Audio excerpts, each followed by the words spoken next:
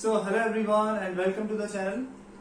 बहुत सारे लोगों का कमेंट आ रहा है कि सर मेजर्स ऑफ डिस्पर्जन पे वीडियो चाहिए है। तो देखिए यहाँ पर हम आज जो है वो उसी टॉपिक के बारे में डिस्कस करने वाले हैं। आज हम लोग जानेंगे कि मेजर्स ऑफ डिस्पर्जन क्या होता है, जो कि हमारे स्टैटिस्टिक्स का नेक्स्ट टॉपिक है।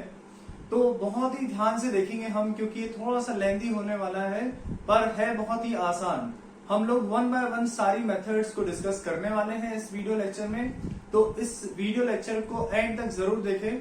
और सबसे खास बात इसमें यह है कि इसमें डिफरेंट फॉर्मूलाज होंगे। सारे फॉर्मूलाज को आप लोग एक जगह पर नोट करें टॉपिक वाइज, जिससे कि जब आप एग्जाम्स देंगे तो उस एग्जाम्स में आपको रिवाइज करने में बहुत ही ज्यादा हेल्पफुल होगा। एंड स्टूडेंट्स, अगर आप चैनल पे नए हैं तो चैनल को जरूर सब्सक्राइब कर लीजिए, क्योंकि इसी तरह की वीडियोस आपको लगातार मिलती रहेंगी। सो चलिए स्टूडेंट्स, स्टार्ट करते हैं हम आज का लेक्चर। जैसा कि आप देख रहे हैं कि मैंने पहले से यहाँ पे आपको बता दिया है कि हम आज का जो टॉपिक करने वाले हैं that is measures of dispersion. हमको आज पढ़ना है कि यहाँ पर डिस्पर्जन क्या होता है, इसके बारे में मैं बताने वाला हूँ आपको। और यहाँ पे उसके कुछ मेजर्स होते हैं, मीन्स कि आप डिस्पर्जन को कैसे मेजर कर सकते हैं। सबसे पहले अगर मैं बात करूं इस वर्ड की, दैट इज डिस्पर्जन, तो डिस्पर्जन का मतलब क्या होता है? बेसिकली स्प्रेड या फैलाव हम कह सकते हैं। लाइक अभी आप देख रहे हैं कि यहाँ पर जो लाइट इस रूम में है, तो ये लाइट कितना ज्यादा स्प्रेड हो रहा है। इसी तरीके के वर्ड्स का हम यूज कर सकते हैं किसके लिए? डिस्पर्जन के लिए। तो यहाँ पर जो डिस्पर्जन होता है स्टूडेंट्स, बेसिकली वो डेटा को लेके कहा जाता है कि जो भी सीरीज आपको क्वेश्चन में होती है, जो भी वैल्यूज आपको या जो भी डेटा आपके पास में होगा, उस डेटा का हमको क्या पता लगाना होता है? डिस्पर्जन। डिस्पर्जन मतलब क्या होता है कि वो डेटा कितना ज्यादा स्प्रेड हो रहा है। लाइक कि अगर मैं इसकी डेफिनेशन की बात करूं तो यहाँ पर डेफिनेशन में बताया गया है कि it is the measures of the variation of the item. इसका मतलब क्या होता है कि हमारे पास जितने भी आइटम्स होंगे, मतलब कोई ना कोई आपको वैल्यू दी रहेगी और उसी वैल्यूज में हमको पता लगाना है कि उसमें क्या वेरिएशन आ रहे हैं। उन वेरिएशंस को ही पता लगाना है हमको इस पर्टिकुलर टॉपिक में, कि जो भी एक पर्टिकुलर डेटा आपको दिया होगा क्वेश्चन में, उस पर्टिकुलर डेटा से जो वैल्यूज आ रही होंगी वो कितना नियरेस्ट है या कितना फार है। इस चीज को लेके हमको आज डिस्कशन करना है और आप कैसे उसको फाइंड कर सकते हैं। तो चलिए देखते हैं। बेसिकली डिस्पर्जन को फाइंड करने के हमारे पास दो मेथड होते हैं। पहला होता है हमारा एब्सोल्यूट और सेकंड होता है relative measure. So these are the two main method to finding out the measures of dispersion. तो अगर मैं एब्सोल्यूट मेजर की बात करूं तो एब्सोल्यूट मेजर में जो भी डेटा होता है वो होता है हमारा ओरिजिनल वैल्यू। और जब हम किसी वैल्यू को किसी के साथ अगर रिलेट करके अगर हम बोलेंगे तो वो चीज कहलाएगी हमारे रिलेटिव वैल्यूज में आएगा, जिसको हम रिलेटिव मेजर्स में कहेंगे। सो बेसिकली स्टूडेंट्स, हमारे पास 5 यहाँ पर अलग अलग एब्सोल्यूट मेजर्स है। लाइक सबसे फर्स्ट अगर मैं बात करूं तो ये होता है, सबसे फर्स्ट बहुत ही सिंपल सा है जिसको हम बोलते हैं रेंज। इसके बाद आता है हमारा क्वार्टाइल डिविएशन, इसके बाद होगा नेक्स्ट मीन डिविएशन, फिर standard deviation, and the last one is Lawrence curve. So students, one by one हम सारी मेथड को सॉल्व करके देखेंगे। एंड अगर मैं रिलेटिव मेजर की बात करूं तो रिलेटिव मेजर्स में इसका कोएफिशिएंट होता है। तो हर किसी का यहाँ पे आप देख सकते हैं कि कोएफिशिएंट है। लाइक अगर रेंज की बात करूं तो रेंज का यहाँ पर कोएफिशिएंट है, कोएफिशिएंट ऑफ रेंज। फिर इसके बाद है क्वार्टाइल डिविएशन, तो कोएफिशिएंट ऑफ क्वार्टाइल डिविएशन। फिर मीन डिविएशन, तो इसका होगा कोएफिशिएंट ऑफ मीन डिविएशन। इसके बाद है स्टैंडर्ड डिविएशन, तो स्टैंडर्ड डिविएशन का भी हमारे पास कोएफिशिएंट है। और इसमें एक चीज और होती है जिसको हम बोलते हैं कोएफिशिएंट ऑफ वेरिएशन। तो हमें करना क्या है, इन्हीं ओरिजिनल वैल्यूज को रिलेट करते हुए दूसरी वैल्यूज हमें फाइंड करनी होती है, जो कि हमारा रिलेटिव वैल्यू कहलाता है या रिलेटिव मेजर्स कहलाएगा। So students, one by one हम लोग सारी मेथड को सॉल्व करके देखेंगे। और सबसे जरूरी चीज ये है आपके लिए कि इन सभी मेथड में यूज होने वाले जो भी फॉर्मूलाज है वो आपको वन बाय वन सभी को सिस्टमेटिक तरीके से लिखने होंगे। और वीडियो को लास्ट तक जरूर देखना है आपको, क्योंकि इसमें बहुत सारी चीजें आने वाली है। अगर आप मिस करेंगे तो आपसे हो सकता है कि क्वेश्चन नहीं बनेगा। तो चलिए शुरू करते हैं। हम पहला मेथड हम डिस्कस करते हैं यहाँ पे। सो स्टूडेंट, सबसे पहले हमारे पास में हम बात करने वाले हैं एब्सोल्यूट मेजर में रेंज के बारे में, कि रेंज को कैसे आप फाइंड कर सकते हैं और रेंज को कैसे निकाला जा सकता है या क्या होता है रेंज। तो बेसिकली रेंज जो होता है वो होता है कि जो भी सीरीज आपको क्वेश्चन में गिवन होगी, उस गिवन सीरीज का जो भी हाईएस्ट वैल्यू होगा और जो भी लोएस्ट वैल्यू होगा, तो हाईएस्ट और लोएस्ट दोनों वैल्यूज के बीच का जो डिफरेंस होता है उसी को रेंज कहा जाता है। तो अगर मैं यहाँ पे बात करूं इसके फॉर्मूले की, तो स्टूडेंट्स फॉर्मूला होता है range is equals to highest value minus lowest value. Range को डिनोट किया जाता है कैपिटल आर से, और एच यहाँ पर है हाईएस्ट वैल्यू, एल का मतलब होता है लोएस्ट वैल्यू। ये हो जाएगा हाईएस्ट वैल्यू हो जाएगा और ये हो जाएगा आपका लोएस्ट वैल्यू। जो भी हाईएस्ट वैल्यू होगी हमारे पास, जो भी सीरीज क्वेश्चन में जो अगर दी हुई है, उस सीरीज का जो भी हाईएस्ट वैल्यू होगा वो, उसमें से हम क्या करेंगे, उसी सीरीज का जो लोएस्ट वैल्यू होगा वो, इन दोनों का जो भी हमारा डिफरेंस होगा वही हमारा होगा रेंज। सो जैसे कि स्टूडेंट्स हम जानते हैं कि हमारे पास में जो सीरीज होती है वो 3 तरह की सीरीज अवेलेबल होती है। कौन कौन सी होती है? That is individual, discrete and group series. ये 3 तरह की सीरीज हम लोगों ने अभी तक के पढ़ी हुई है। सो डिपेंड करेगा कि हम ये चेक करेंगे कि अगर हमारे पास इंडिविजुअल है, डिस्क्रीट है या ग्रुप सीरीज है, तो अलग अलग सीरीज में किस तरह से रेंज को फाइंड कर सकते हैं हम। तो चलो देखते हैं। यहाँ पे पहला मैंने यहाँ पे एक एग्जांपल लिया हुआ है। ये जो आपको डेटा दिख रहा है, ये नो डाउट कि ये हमारा इंडिविजुअल सीरीज का ही क्वेश्चन है। ये हमारा इंडिविजुअल सीरीज है क्योंकि इसमें कोई भी फ्रीक्वेंसी नहीं है, इसलिए this series is considered as individual series. So according to the formula, तो रेंज का जो फॉर्मूला होता है वो होता है highest value minus lowest value. So students आप देखेंगे कि इस डेटा में हमारे पास जो डेटा हुआ है, इसमें दिया हुआ है 100, 200, 500, 400 या 700। इस तरह का डेटा आपको यहाँ पे दिया हुआ है। अब मुझे अगर इस डेटा का क्या निकालना हो अगर रेंज, तो मैं फॉर्मूला लगाऊंगा highest value minus lowest value. अब यहाँ पे आपको ध्यान रखना पड़ेगा कि ये इंडिविजुअल सीरीज का क्वेश्चन है, तो इस सीरीज में आप देखो कि हाईएस्ट वैल्यू क्या आ रही है। तो हाईएस्ट वैल्यू अगर इसमें देखा जाए तो वो है 700। तो हाईएस्ट वैल्यू हो गया हमारा 700 और इसका लोएस्ट जो वैल्यू आ रहा है वो आ रहा है 100।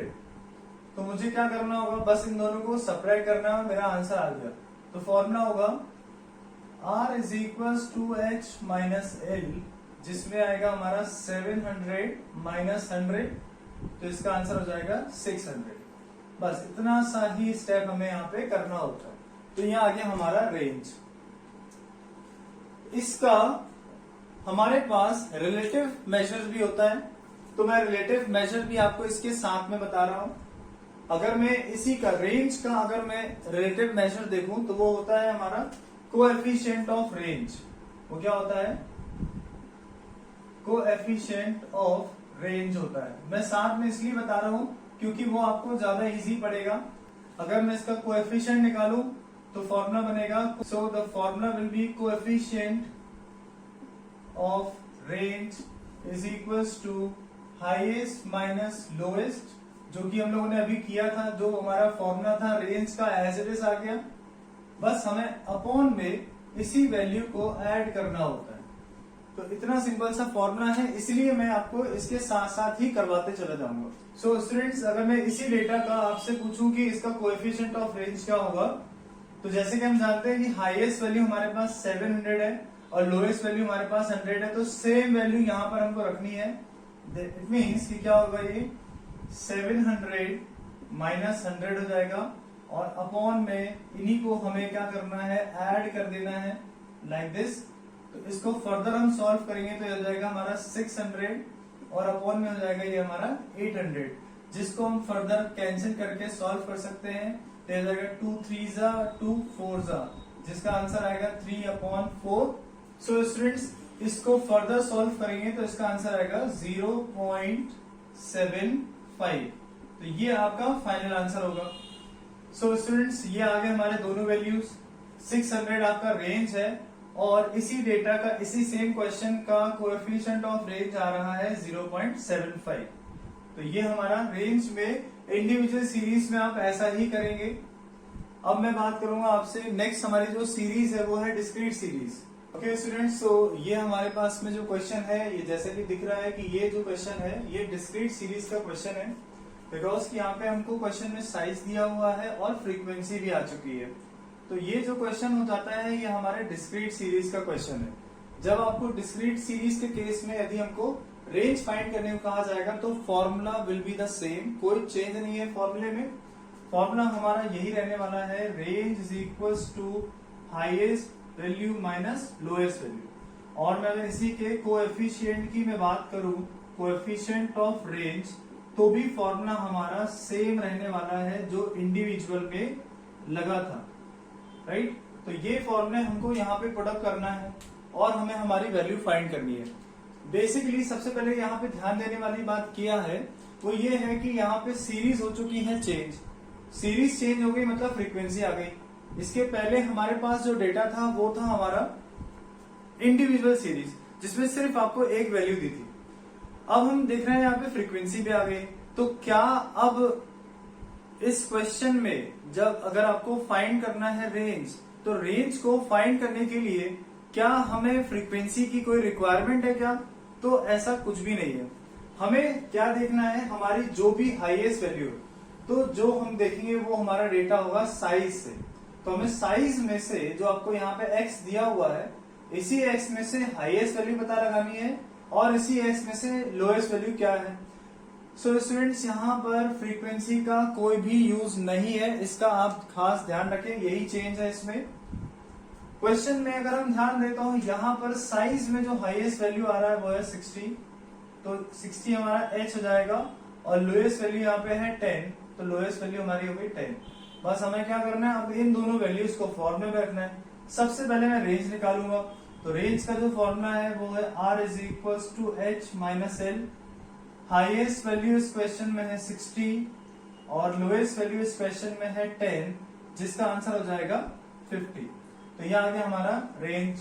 अगर इसी क्वेश्चन का मुझे कोएफिशिएंट निकालना हो तो मैं क्या करूंगा, यहाँ पर हाईएस्ट माइनस लोएस्ट, तो हाईएस्ट यहाँ पर क्या है 60 है, माइनस लोएस्ट में क्या हो जाएगा 10, और अपॉन में इन्हीं वैल्यूज को हमें क्या करना है, ऐड कर देना है, जिसका आंसर क्या होगा, तो 60 माइनस 10 हो जाएगा हमारा 50 and 60 plus 10 will give you 70, जिसको फर्दर हम सॉल्व करेंगे तो उसकी वैल्यू आएगी करीब 0.714 एंड आते जाएगा। तो आप क्या कर सकते हैं, अप टू 2 डेसिमल प्लेसेस इसका आंसर आप लिख सकते हैं, यही इसका आंसर होगा। तो इस तरह से हम निकाल सकते हैं रेंज की value in case of discrete series. अब हम करेंगे ग्रुप सीरीज में कैसे निकालते हैं रेंज को and coefficient of range. Students देखते हैं हमारे पास जो ग्रुप सीरीज है उसमें कैसे निकल सकता है रेंज। तो यहाँ पे ग्रुप सीरीज के लिए सबसे पहले मेरे पास में होना चाहिए यहाँ पे क्लास, और इसी से रिलेटेड होना चाहिए क्या, फ्रीक्वेंसी। तो मान लेते हैं कि यहाँ पे क्लास जो है वो है 10 to 20 है, 20 to 30, 30 to 40, 40 to 50 and 50 to 60। मान लीजिए ये मेरी क्लास है और यहाँ पे मैंने फ्रीक्वेंसी ले लिया है, मान लीजिए कि 10 है, 15 हो गया, 12, 8 और ये हो जाएगा हमारा 5। ये मैंने अपने मन से यहाँ पे डेटा लेके आपको मैं बता रहा हूँ। बस आपको ये ध्यान रखना है कि जो भी बेसिक्स मैंने आपको पहले की वीडियोस में बताया है कि जो हमारे पास ग्रुप होना चाहिए या ग्रुप सीरीज होनी चाहिए वो कंटिन्यूअस फॉर्म में होना चाहिए। अगर वो इंक्लूसिव या एक्सक्लूसिव है तो हमें देखना पड़ेगा कि किस तरह से सॉल्व कर सकते हैं। अगर नहीं पता है तो आप वो वाली वीडियोस भी आप देख सकते हैं जिसमें मैंने आपको सीरीज निकालना बताया है। तो सबसे पहले हम हमारी सीरीज को चेक करेंगे, तो इसमें कोई प्रॉब्लम नहीं है क्योंकि यहाँ पर जो सीरीज है वो एक कंटिन्यूअस फॉर्म में है। यहाँ पे 10 to 20, 20 30, 30 40, 40 50, 50 60 इस तरह की सीरीज यहाँ पर गिवन है, तो कोई इश्यू नहीं है। सिंपल हम अपना डायरेक्टली क्वेश्चन को स्टार्ट कर देते हैं सॉल्व करना। तो चलो देखते हैं कि कैसे हम निकाल सकते हैं इस पूरे डेटा का रेंज, और इसका हमें फाइंड करना है, अगेन कोएफिशिएंट भी फाइंड करना है। सो स्टूडेंट्स, चाहे इंडिविजुअल सीरीज हो या फिर डिस्क्रीट हो या फिर ग्रुप सीरीज हो, कोई भी सीरीज हो, फॉर्मूला सेम रहेगा जो हम लोग अभी तक करते आ रहे हैं। तो बताओ रेंज का क्या फॉर्मूला हो जाएगा। रेंज निकालेंगे तो हो जाएगा highest value minus lowest value, इससे आ जाएगा रेंज। और अगर मैं इसका कोएफिशिएंट निकालने को कहूं आपसे कि कोएफिशिएंट ऑफ रेंज क्या होगा, तो इसका फॉर्मूला क्या होगा, highest value minus lowest value upon highest value plus lowest value, ये इसका फॉर्मूला होगा। तो आप देख सकते हैं कि हमारी सारी सीरीज में रेंज के लिए सारे फॉर्मूला सेम है, कोई चेंज नहीं है। बस अब आपको ध्यान रखना है कि अगर मुझे ग्रुप सीरीज का क्वेश्चन है कैसे सॉल्व किया जाएगा, तो देखो हमको क्या चाहिए है, इसमें से हमें चाहिए है हाईएस्ट वैल्यू। सो अगेन मैं फिर से आपको बता दूं कि चाहे डिस्क्रीट सीरीज हो या फिर ग्रुप सीरीज हो स्टूडेंट्स, तो हमें फ्रीक्वेंसी का कोई लेना देना नहीं है। आपको फ्रीक्वेंसी से कोई मतलब नहीं है, आपको केवल किस पे ध्यान देना है, आपके डेटा पे। तो यहां पर हम किस पे ध्यान देंगे, क्लास में। क्लास में सबसे हाईएस्ट वैल्यू यहाँ पे क्या दिख रहा है, तो क्लास में सबसे हाईएस्ट वैल्यू दिख रहा है 60। फ्रीक्वेंसी से कोई मतलब नहीं है, फ्रीक्वेंसी को छोड़ दो, मेनली क्या देखना है, इस क्लास में हाईएस्ट वैल्यू क्या दिख रहा है 60। तो हम हाईएस्ट वैल्यू की जगह पे 60 को रखेंगे माइनस लोएस्ट वैल्यू। तो लोएस्ट वैल्यू इसी का क्या आ रहा है, वो है 10, तो यहाँ पे आ जाएगा हमारा 10। तो रेंज हमारा हो जाएगा 50। ओके स्टूडेंट्स, अब मैं फाइंड करूंगा यहाँ पर कि इसका कोएफिशिएंट कैसे फाइंड करेंगे। तो सेम यही वैल्यूज यहाँ पे रखनी है। तो क्या हो जाएगा यहाँ पर 60 माइनस 10 अपॉन 60 प्लस 10। अगेन इसको फर्दर सॉल्व करेंगे, then it will give you 50 upon 70, right. So जिसको फर्दर सॉल्व करेंगे तो हमारा जो आंसर आ जाएगा वो 0.714, जो कि लास्ट वाले आंसर के सेम है। सो स्टूडेंट्स, ये था हमारा रेंज। इस तरह से फाइंड कर सकते हो आप लोग रेंज। इसके बाद भी अगर आपको कोई डाउट आ रहा है किस तरह से सॉल्व करेंगे, तो मुझे नीचे कमेंट सेक्शन में आप अपने डाउट्स को क्लियर कर सकते हैं, और मुझे इंस्टाग्राम में भी आप फॉलो कर सकते हैं। जो भी आपके डाउट्स हैं उनके मैं सारे आंसर आपको देने वाला हूं। इसके बाद हम लोग नेक्स्ट जो हमारा टॉपिक होगा, जिसमें हम लोग करेंगे हमारा नेक्स्ट जो मेथड है एब्सोल्यूट मेजर में, नेक्स्ट जो मेथड है उसके बारे में मैं आपको डिस्कस करवाने वाला हूं।